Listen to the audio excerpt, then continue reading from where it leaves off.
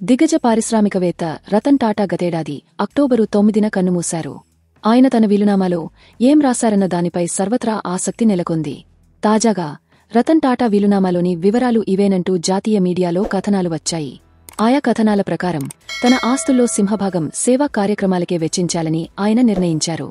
ఆ మేరకు దాదాపు 3,800 కోట్లను తన పేరుతో ఉన్న ఎండోమెంట్ ఫౌండేషన్, ట్రస్టులకు కేటాయించారు. టాటా సన్స్లో ఆయనకున్న వాటాలతో పాటు ఇతర ఆస్తులు కూడా ఇందులో ఉన్నాయి. ఒకవేళ ఈ షేర్లను అమ్మాల్సి వస్తే ప్రస్తుతమున్న వాటాదారులకే అమ్మాలని వీలునామాలో పేర్కొన్నారు. అలాగే తన సవతి సోదరీమణులు సిరీన్ జజీభోయ్, డియానా జజీభోయ్లకు 800 కోట్లు విలువ చేసే ఫిక్స్డ్ డిపాజిట్లు, స్టాక్స్తో పాటు ఖరీదైన వాచ్లు, పెయింటింగ్స్ వంటి విలువైన వస్తువులను కూడా ఇచ్చారు. టాటా గ్రూప్ మాజీ ఉద్యోగి రతన్కు అత్యంత సన్నిహితుడైన మోహిన్ దత్తాకు కూడా 800 కోట్ల విలువైన ఆస్తులు రాశారు. ఇక తన సోదరుడు జిమ్మీ నావల్ టాటాకు జుహులోని బంగ్లాలో వాటా, కొన్ని వెండి వస్తువులు, బంగారు ఆభరణాలను కేటాయించారు.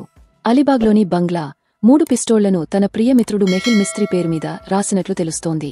వీధి కుక్కల సంరక్షణ కోసం ఆస్పత్రులను నిర్మించిన రతన్ టాటా వాటి సంరక్షణ కోసం 12 లక్షల ఫండ్ను ఏర్పాటు చేశారు. ప్రతి 3 నెలలకు ఒకసారి 30,000 చొప్పున వాటి సంరక్షణ కోసం ఖర్చు చేసేలా నిధులను కేటాయించారు. తన జీవిత చరమాంకంలో తనకు సహాయంగా ఉన్న సంతనునాయుడుకు ఇచ్చిన విద్యారుణాన్ని మాఫీ చేశారు. తన పొరుగింట్లో ఉండే జేక్ మాలిటే అనే వ్యక్తికి ఇచ్చిన 23 లక్షల అప్పును కూడా రద్దు చేశారు.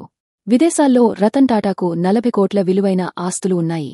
సీషెల్స్లో భూములు, మోర్గాన్ స్టాన్లీ, వెల్స్ ఫార్గో వంటి ఆర్థిక సంస్థల్లో బ్యాంకు ఖాతాలు, ఆల్కోవా కార్పొరేషన్, హోమెట్ ఏరోస్పేస్ వంటి కంపెనీల్లో షేర్లు ఉన్నాయి.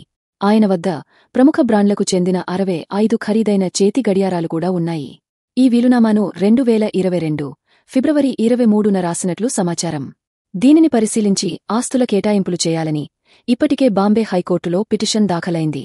ఆ ప్రక్రియ పూర్తయ్యేసరికి మరో 6 నెలలు పట్టే అవకాశముంది. తాజా సమాచారం కోసం లైక్ చేయండి. ఛానల్ను సబ్స్క్రైబ్ చేయండి.